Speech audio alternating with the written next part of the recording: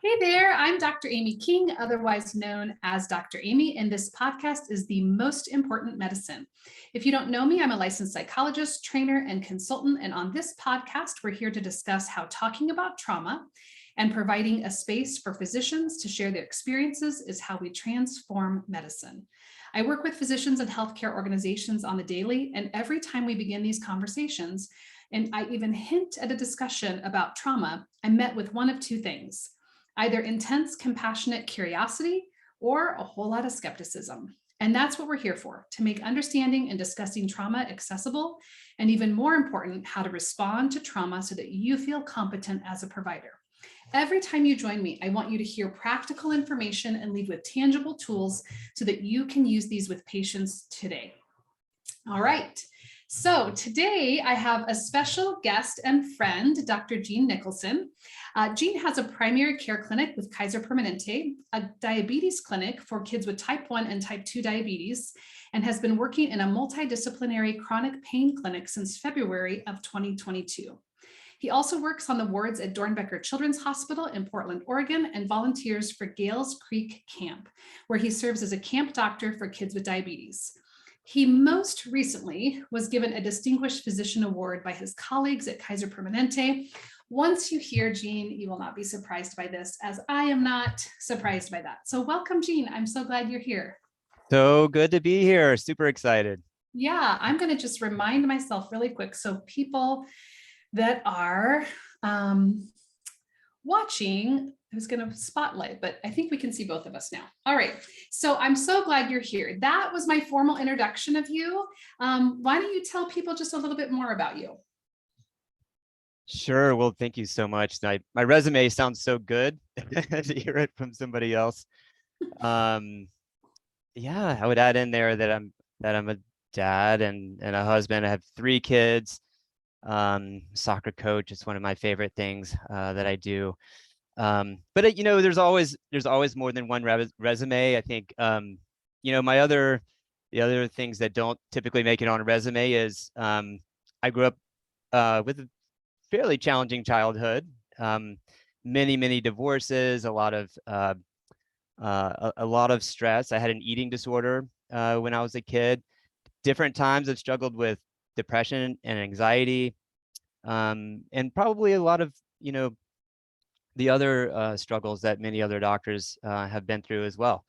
So I think it's really important to kind of round out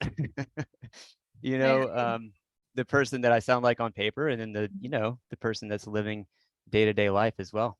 Yeah, absolutely. And one of the things my hopes on this podcast is that people can be their whole selves, recognize that, healthcare providers are human beings that are amazing and professional and incredibly knowledgeable and human, right? Who have their own struggles and have their own backgrounds. So well, I'm a big Jean Nicholson fan. For those of you that are watching on YouTube and maybe not hearing us on the podcast, I'm sporting the Gales Creek Camp shirt today, which I'll give Jean a chance to talk about here in a little bit. But, Jean, your passion and your wit and your intellect blend incredibly well to physician moments. And I think folks are naturally drawn to you.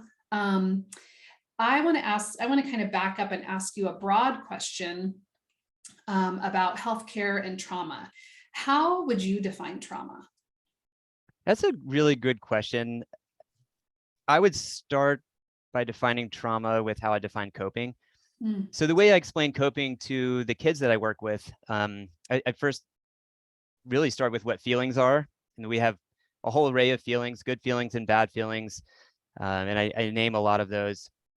And then I just find coping as what we do to feel better when we have a difficult feeling, whatever we do to feel better. And coping can be, we have positive coping mechanisms and we have negative coping mechanisms. And I have them help me kind of define some of those. And I look at that as, negative coping are things that basically make our situations more difficult. And positive coping is something that allows us to grow through a situation. So trauma to me is any time that something happens to you that overwhelms your positive coping ability. So it's something that you're just not able to get through and grow from.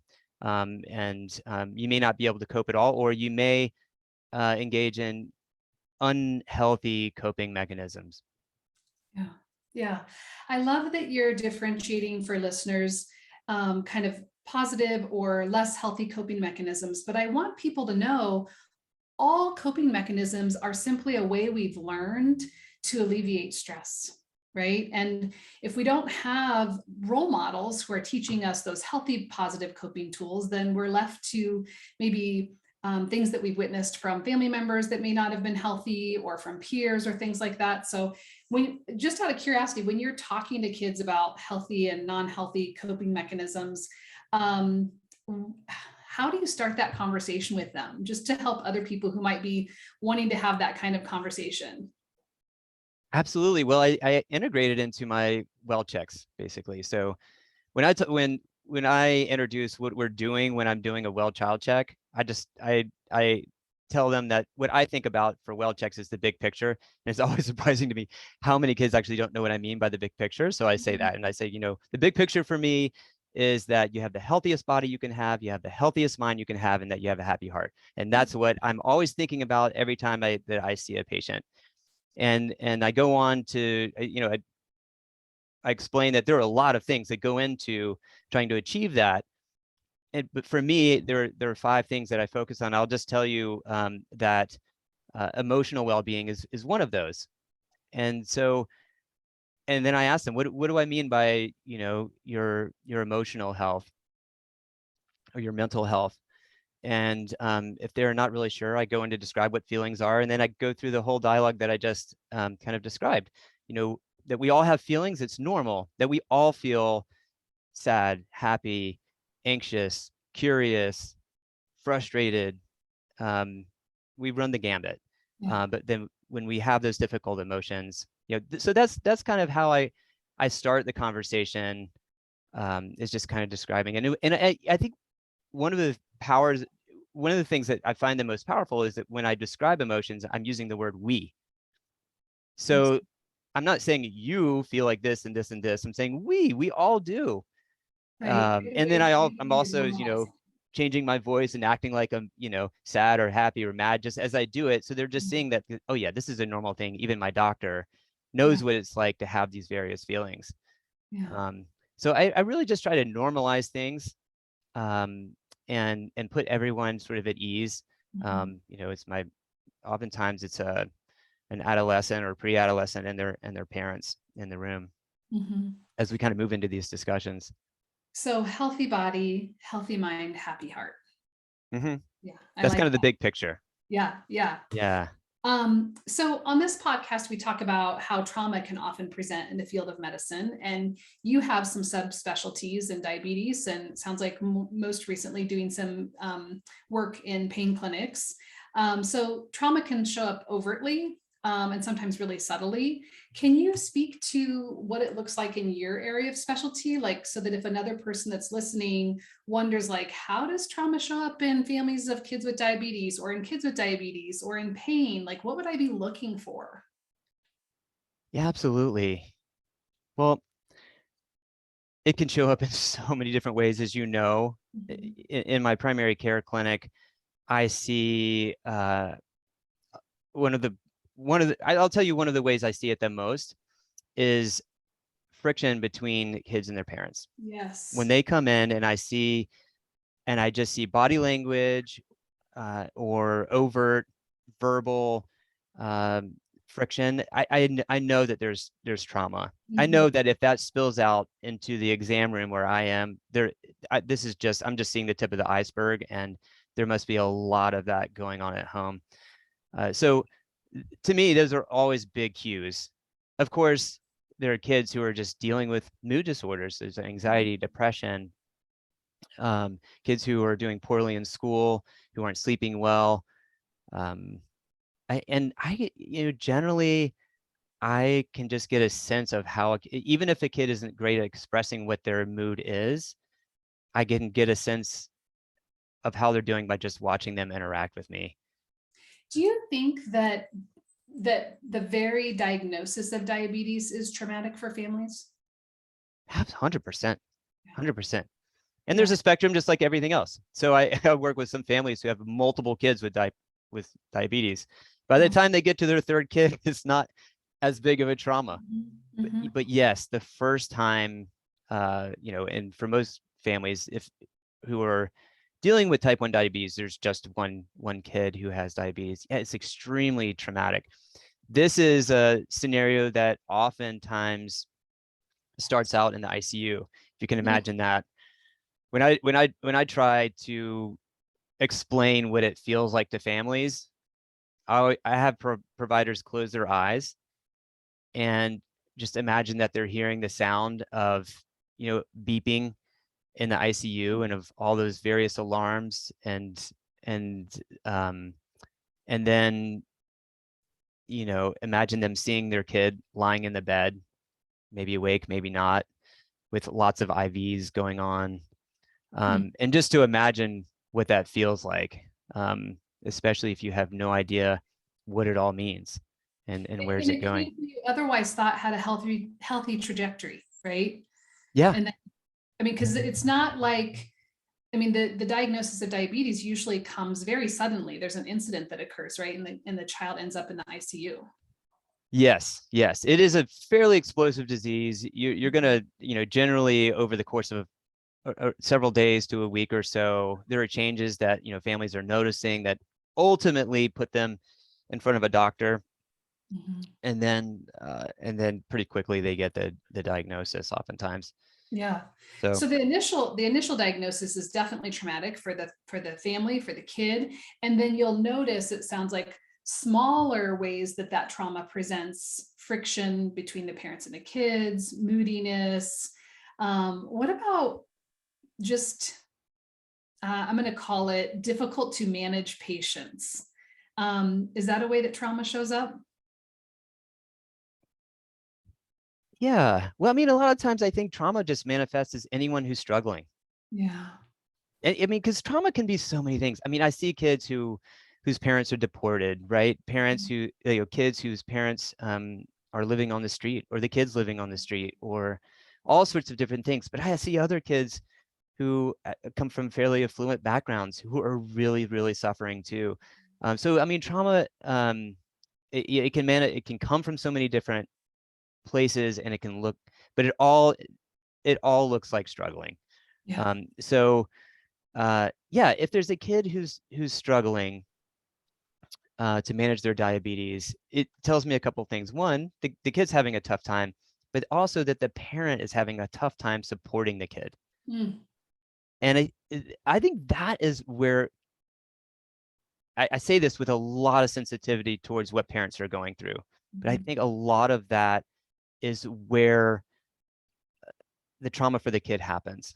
Yeah. So here, I'll walk you through a scenario that kind of starts with what we talked about in the ICU. Well, imagine that you're that parent and you're next to all the beeping sounds, and your kid is hooked up to all these IVs, and you're hearing from doctors that your kid now has a lifelong condition, that they almost died. This is a very common thing that parents will hear, and it will always stick with them.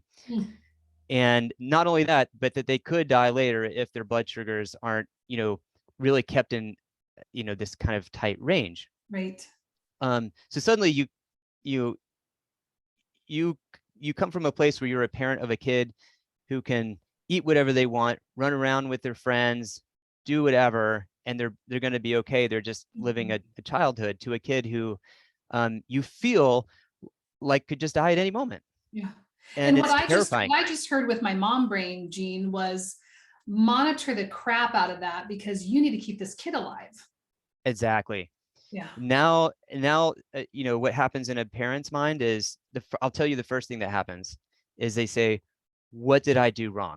Oh. Every single parent wants to know why their kid got diabetes, and they're pretty sure that they did it. They're pretty sure that they did it.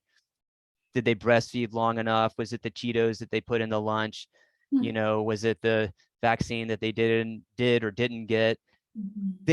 Parents will fish for any kind of explanation that that oftentimes comes back to them about why Yeah. their kid is suffering. And that's not something that they typically verbalize. But I almost 100% of parents feel like that. So that happens. Then they're going to ask themselves, can I do this? And a lot of parents are, they're already overwhelmed in a lot of cases, just being a parent, which I get 100%. And now to add on this layer of responsibility is just absolutely overwhelming. And then they want to know if their kid's going to be okay. Sure. Interestingly enough, and I can tell you just from my own journey, because I've done a lot of things wrong over the years, and I've learned, and hopefully I'm doing them better now. I still have a lot to learn, but I can tell you that those three questions usually are not addressed. People don't usually say, unless a parent asks, they don't usually come out and say, listen, did you know this has nothing to do with anything that you did right or wrong? Yeah. And so parents don't get that. And they carry that through them. And we also don't say, do you know that you can do this? We don't say that. What we say is, you better be able to do this. Yeah. Right. And we don't mean to. We're not, there's nothing malicious about this. We want to support families. We just don't always really fully understand what they're going through. So we don't say that. And we I feel also, like I'm sorry to interrupt you. I feel like if people are listening and there's one thing they could change right now, whether it's a diagnosis of diabetes or any diagnoses, right, that we're giving to a kid, to a family, it's the first time they've heard this, right, is that it's not your fault, right? You didn't make this happen and you can do this. We, like you said before, the partnership, we can do this together. yes. Oh, okay. 100%. And your kid's going to be okay. It's okay to say that. It's okay to say anything that you can do to empower the parent, to build them up, to reduce some of their anxiety is going to feed forward. So what I see in this scenario that started in the ICU starts with what we don't communicate with the family about. And unfortunately, it also starts with kind of the things that the feelings that we inevitably stoke, even if we don't mean to, which is a lot of anxiety, oftentimes a lot of guilt, a lot of these negative emotions or, difficult emotions we were talking about. What happens is a parent goes home and they have this kid who, my best way to explain this, with diabetes, to be honest, you could apply this same thing to really any chronic illness. Yeah, sure. Is that they're like an hourglass with sand, right? And if that sand has to stay at a certain level, if it drops too low, then their kid could die. If it's too high, their kid could die. Right? This is how they feel. I'm not saying this is how it is, but this is how they feel. And you have to keep turning that hourglass up and over, right? And unfortunately, that hourglass is inside of a box. It's inside of a box of your kid. Your kid is running around and you don't know where the sand is, right? So you have a parent who feels like this. They're immensely anxious and feeling guilt and all of these other things. And it is impossible as a parent to hide those kinds of emotions from your kid. They come out, and I'm not saying that they need to be concealed from any child, but the way that they typically manifest is, fussing, yelling, constantly monitoring. Sure. And guess what? The kids don't end up loving that, right? They don't like being told constantly that they're doing something wrong, that they're messing up, that, gosh, I'm just a blood sugar. That's what they feel like, to their parents. Yeah. Everything their parents are doing is coming from a deep place of love, but the kids don't feel it like that. I have to say, like, I've seen you and heard you do the box analogy before, right?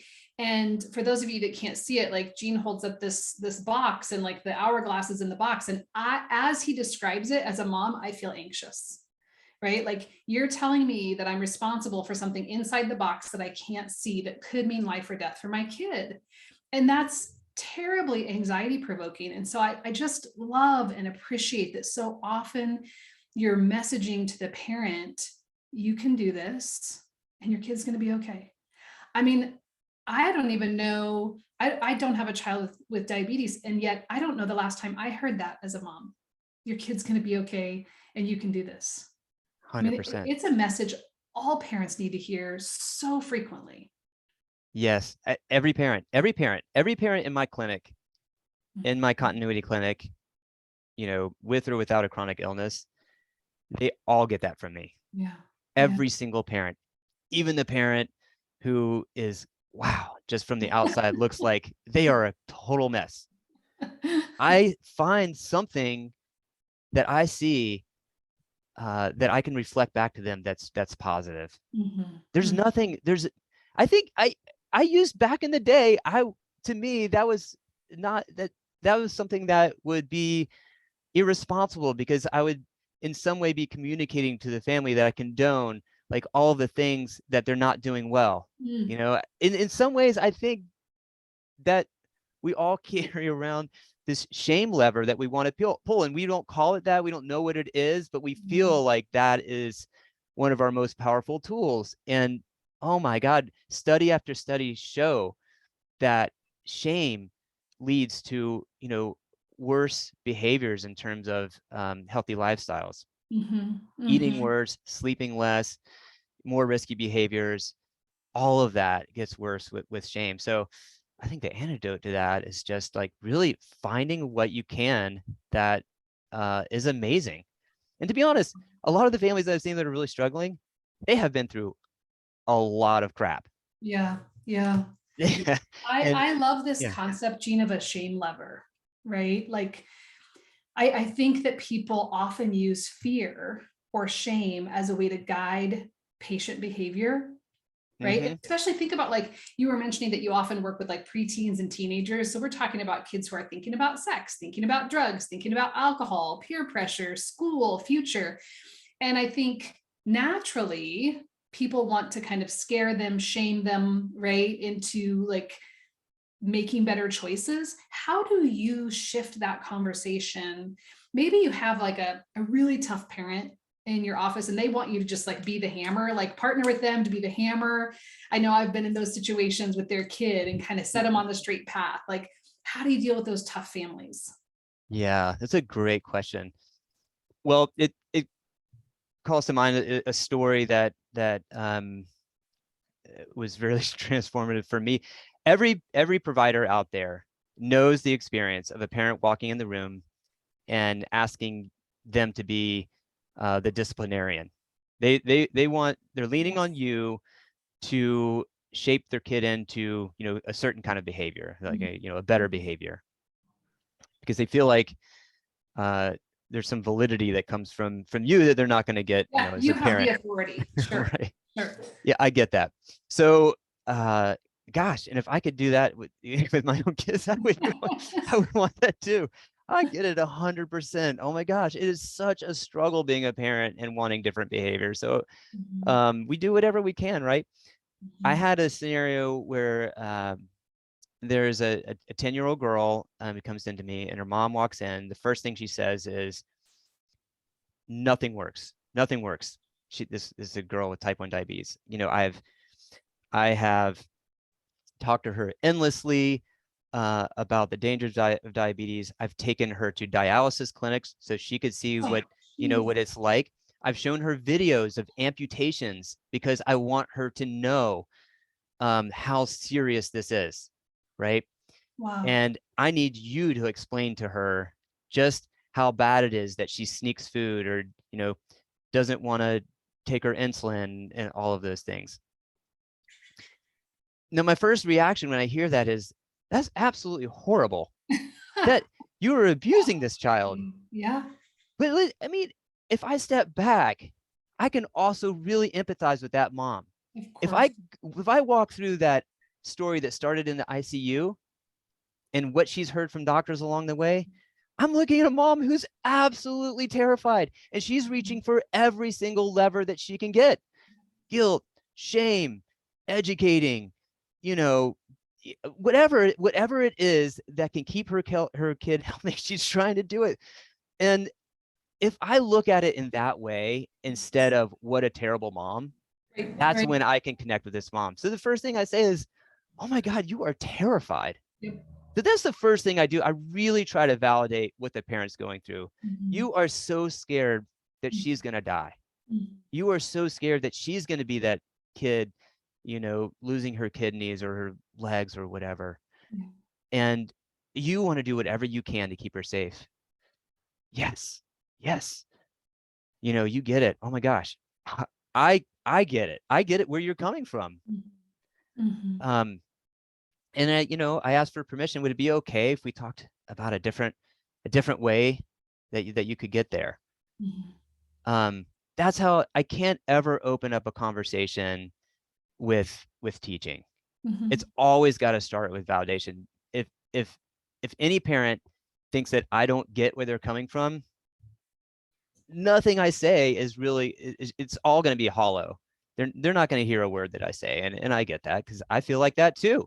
If someone doesn't know what I'm feeling, why would I trust their advice?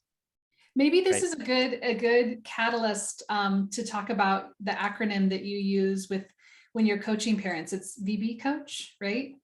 Yeah. So I just use this as sort of when I give presentations about these kind of topics.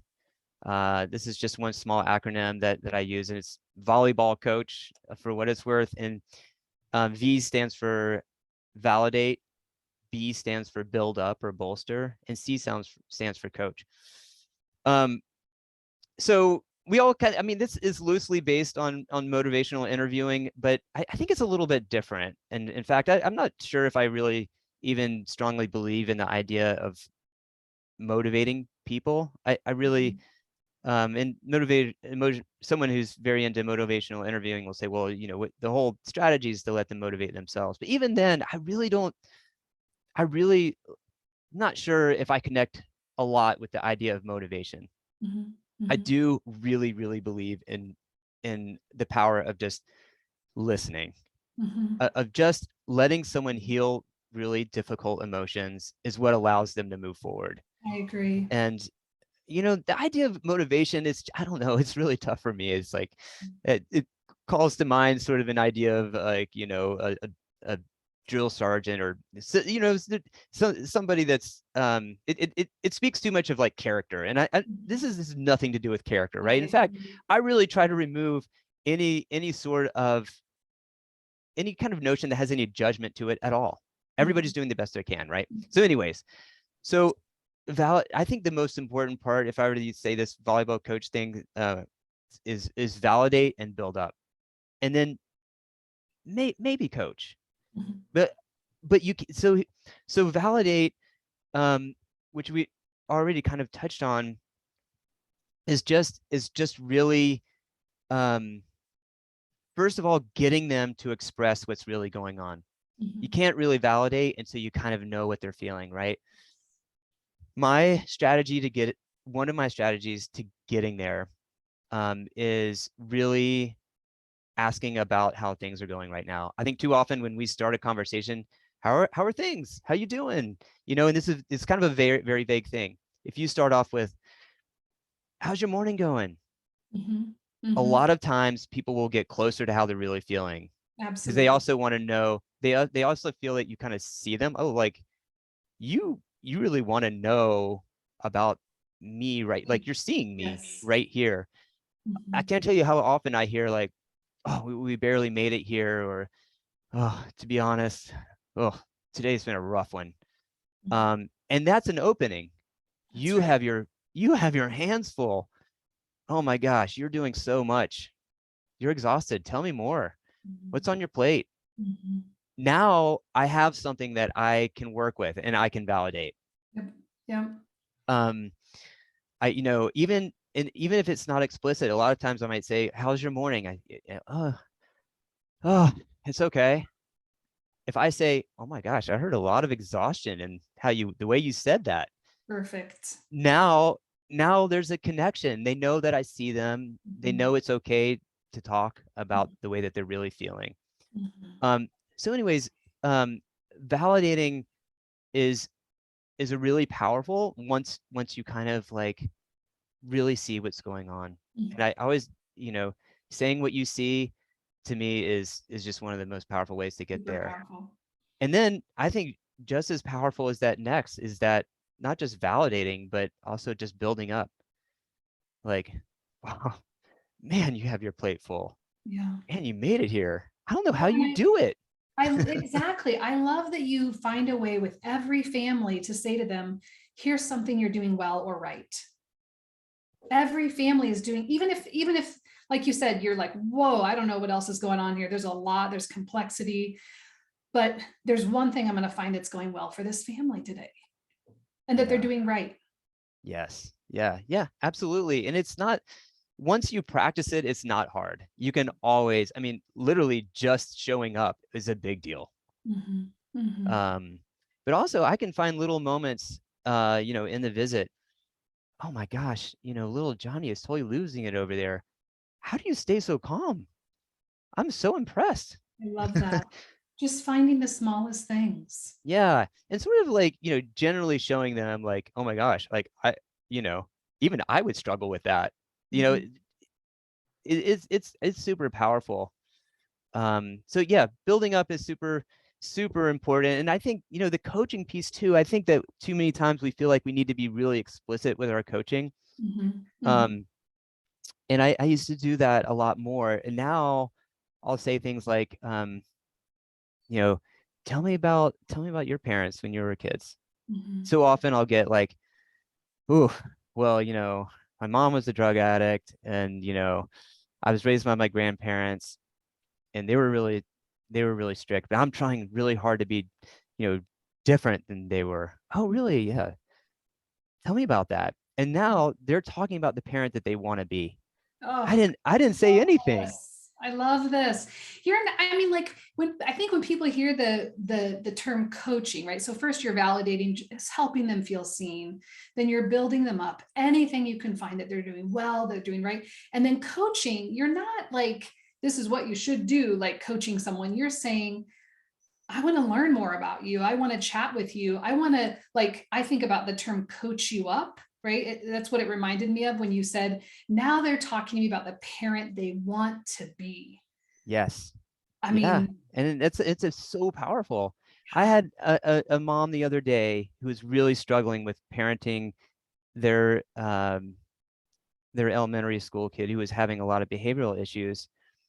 And I asked her, and she had been raised by a bunch of different people, didn't have like a central parental figure. But I said, well, who is somebody in your life that really was a positive influence in your kid? And she said, without missing a beat, she's like my fourth grade teacher. oh, And I was like, oh, really? Why? It's like, I don't know. He was just so positive. We just wanted to do whatever he said. And I yeah. was like, oh, interesting. Was he like, did he have like a lot of strict rules? Like, did people get in trouble? No, there was just some way he made you feel special. Oh, I was yeah. like, I wow, mean, that's that like, that is everything that I want to tell you about how to deal with behavioral issues. yes, yes. Yeah. I hope everybody listening, like that's so stealth, by the way, Jean. Like, oh, really? What did he do? Tell me about that. Was he strict and punitive? And did he yell? Oh, no, he was positive. He was great. He was kind. Okay. Right. And Again, did he have rules? Yes, he had rules. yeah. Right. Like it's okay to have boundaries. Like she was saying, all of it. It's okay to have boundaries, but you also are like really positive. You make every kid feel special. Yeah. And so really what you're doing when you're coaching is you're really just helping them realize their own true potential, which is incredible. Yeah. Which is interesting because if you ask a lot of parents, will tell you about this sort of their model of being a good parent, and it may be very sort of unhealthy. They may tell you, Mhm. well, I need to be strict. I need to Right. like, Right. I need to be the leader, and they need to Yeah. listen to what I'm saying. Yeah. Disciplinarian. But that same person, that same parent, if you ask them who had a positive influence on them, will tell you a very different thing. Oh, And so yes. that is where you want to get them to. You want to get them to that sort of conflict between kind of what they think they should do and what they feel like they know helped them when they were kids. I love that. I love that. So obviously you're a natural teacher. You, however, have really complex patients and families that you work with. Um, when you're not doctoring, how are you taking care of yourself? Oh, well, I love to play. I mean, I really am a kid at heart, to be honest. If I mean, I really am a 12-year-old. I I love going mountain biking with my buddies. I try to do that. It doesn't always happen, but I try to do that once a week. I coach soccer. I've been coaching soccer for years, and I coach at the younger ages, and it really is like playing. It is. I mean, there's just the energy out there is amazing, and it's very refreshing to me. I had, my 3 kids. Um, I love connecting with them. Um, not gonna lie, watch some Netflix, and my wife and I have been through several series together watching Netflix, and we also have a dog. We take our dog out. I meet people in the park. Um, yeah, I just But you know what and I it, hear you saying, Gene? yeah, I hear you saying, I coach, I spend time with friends, I watch Netflix, I hang with my wife, I love spending time with my kids, I play. To me, that is balance, right? When your daytime hours are spent as a physician who's clearly compassionate and incredible as a teacher and as a colleague. And there's this whole other part of you that's trying to remain balanced when possible. yeah, there is. And I'll tell you something else that I do. I think is really key for me, at least, and that is I finish my work before I go home every day. I always finish my work. I Yeah, might get home late, but when I do get home, I'm home. you're home. I'm 100% home. Yeah. You know, I do have some families who have my cell phone number, and they use that sometimes, and I'm always happy to do that. Um, but and those are sort of exceptional circumstances, but for the most part, when I'm home, I'm not really thinking about work.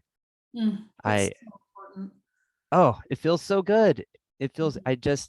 I to me, if I'm in more than one place at once, it's painful, to be Yeah. honest. I don't, even if I'm doing something that I enjoy, I really don't get much out of it if I'm in more than one place. I just need to be where I am.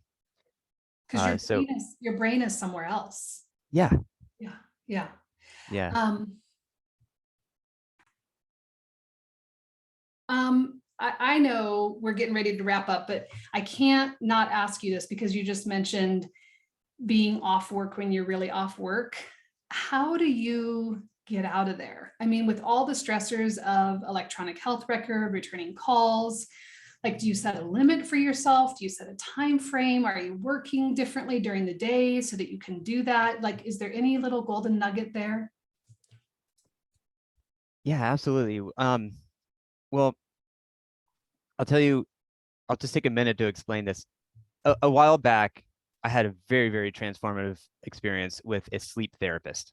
Hmm. Okay, I was having a lot of insomnia, Okay. and something that this guy really focused on was this what he called like a sleep object. So when there is something, when you're a baby, this is just like your mom, rocking you, and then later it's like maybe a stuffed animal, and then eventually when you're an adult, it's your bed and your pillow. That should be where like your brain says it's time to relax and go to sleep.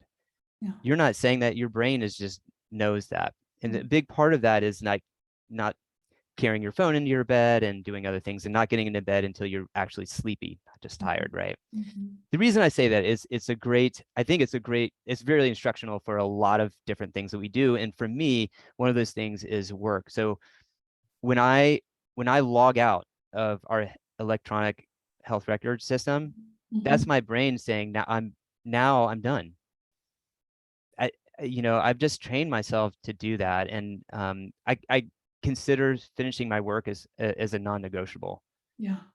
Got I it. mean, I'm a person too, like if I need to make my kids game or what, there's times, but that I have to leave some stuff maybe undone, but the vast majority of the time I finish my work.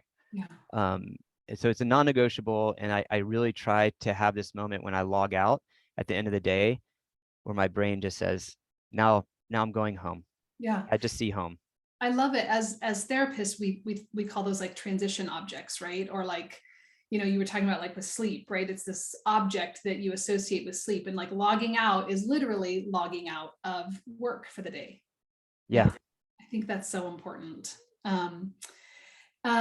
Briefly, for people that might be interested in Gales Creek Camp, can you just talk about Gales Creek Camp briefly? Absolutely. Oh my gosh. First of all, every single kid who has type 1 diabetes in our general area, which is basically the Northwest, should go to a diabetes camp. We're one of the few in the greater Northwest. Yeah, I really consider it to be a fundamental part of your therapy for having type 1. Camp is amazing. I could talk all day about how fun camp is. It's a big campus. There's enormous field. There's hiking. There's a basketball court. There is a pool. There's a cafeteria. There's cabins. We play capture the flag, and there are games and art and all things all day long. It's incredible. There are a lot of camps that are amazing. This one also features 59 other kids who are taking insulin all day long, right? Yeah. And you're used to being with 100 kids who have no idea what it is, right? And adults who misunderstand it.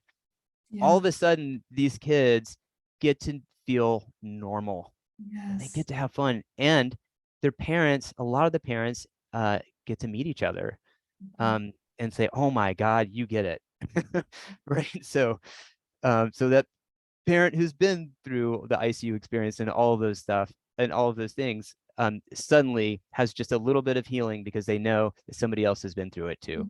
And not only that, when they drop their kids off, I know a lot of families who go on vacation, right? They get to just relax and not worry about blood sugars for a full week. It's incredibly powerful. I've been going there for so many years. I'm losing count, and I just gotta say, there are just these positive vibes there that are like unlike anywhere else I've ever been. It's just this collective positive experience that is just built around this understanding that having diabetes is difficult. And you don't have to tell us if it's against camp code, but do you have a camp name, Gene? Oh yeah, Dr. Mustache. And if you can see me, you can see I do not have a mustache, but oftentimes I will try to grow one just for camp. Oh, that's awesome. That's awesome. And you mentioned Gales Creek is a camp in the Northwest.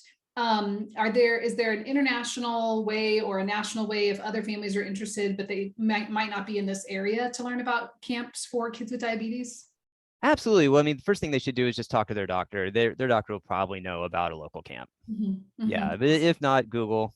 Yep. I don't know all of them, but I have been to sort of like the national association for diabetes camps. I can tell you they're all over the place, and awesome. So most kids should have access to a camp, even if it's a little bit of a drive.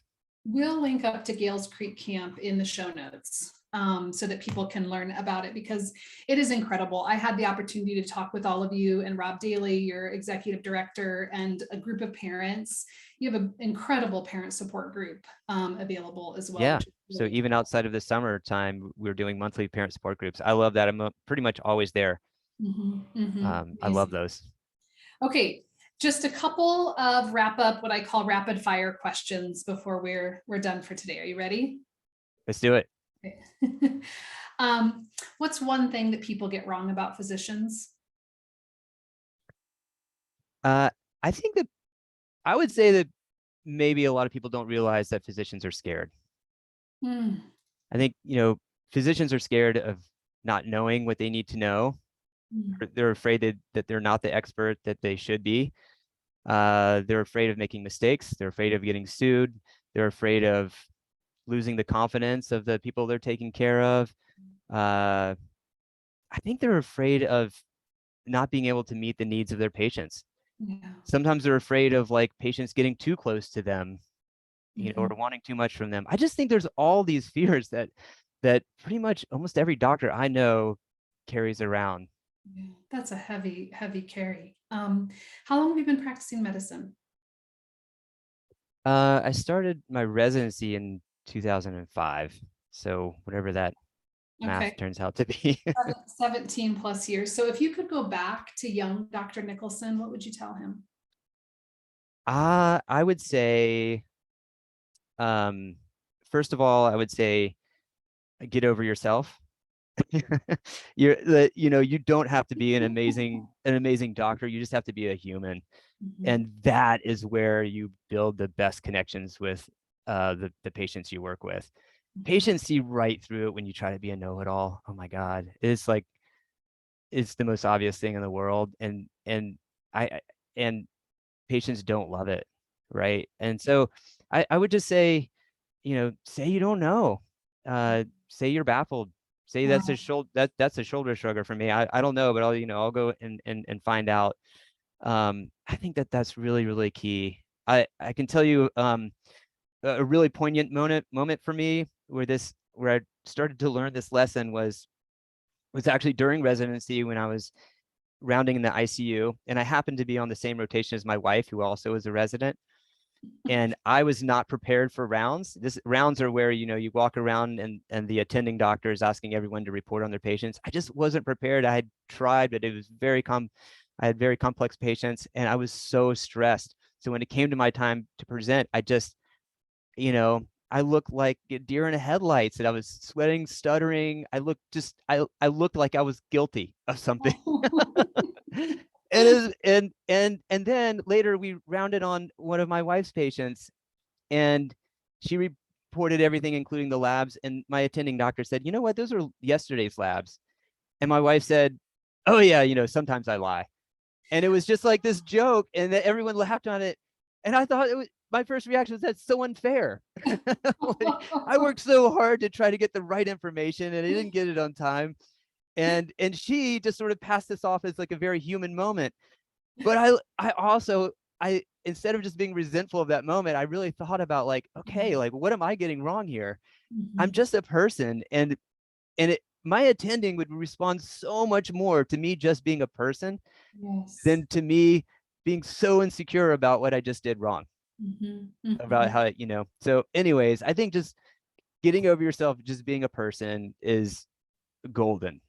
So that's perfect, because my next question is, I think in healthcare, often parents and patients are intimidated, right, by professionals. What's one thing that makes you a messy human? What's one thing that makes you perfectly imperfect? Oh, well, I mean, how long do you have?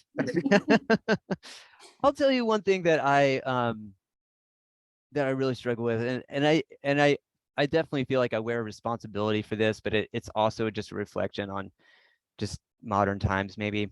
But I am always trying to build community. Mm. I am very close to a lot of people in a lot of different places, but I don't feel like they all know each other. I don't always, You're a I will connector. yeah, which is great, but sometimes it feels lonely. I really want that sense of warmth where like everybody's sort of this more integrated community feeling. And I'll just say, I think it's really, really challenging when everyone has careers and kids and all of that. It's something that's always on my mind and something I always want to work to do better, have people over more often. Um, uh, you know, to be honest, I think a big part of that's being less busy, Yeah, and so I need to get a little over my own ambition too, to be honest. yeah. I'd be careful. I don't want to make like a humble brag, right? But it's true. Like I think that sometimes we get so wrapped up into all of our own things that we don't take the time to really, And there's tension, yeah. like what you're saying is there's tension between like what we want to accomplish and what we really need, which is connection, and that means slowing down. Yeah. I really appreciate that. Okay, last question, super, super hard. It's 11 p.m. and you have a food craving. What do you reach for? Oh, this is gonna sound so lame, but it's peanut butter and apple. Oh, I have a thing about it. It just Adam's peanut butter, especially yeah. crunchy. Peanut I butter, don't not know. almond butter, not the other butters, peanut butter. I'll take almond butter too. But there's something about peanut butter. I don't know. Crunchy It's peanut so butter. satisfying to me. A good sweet apple, good sweet crunchy apple and peanut butter. I'm with you. Salty sweet. That's good. Hmm. That's good.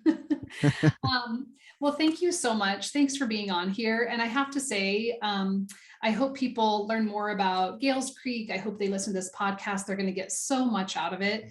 But I will say too, Jean, like you are just a light in this world. And what you do for your patients and how you speak about people in general, I think make us want to be better people. So thank you for sharing. And that idea of like wanting closeness and community, I'm with you on that. I hope that that's Oh, I think a lot of people are. I mean, the Surgeon Mhm. General, it's like loneliness is like the, number one health threat. Yeah. And it's something that we don't talk about enough. Mhm. Um, Mhm. but yeah, appreciate it. This has been so fun, so Thank fun. you And oh so my gosh, you're much. such an inspiration to me. You have influenced me enormously. And you still do. And I love your podcast. Thank It's really you. fantastic. It's been super fun. Thanks so much. All right. Well, take care. Have a great day.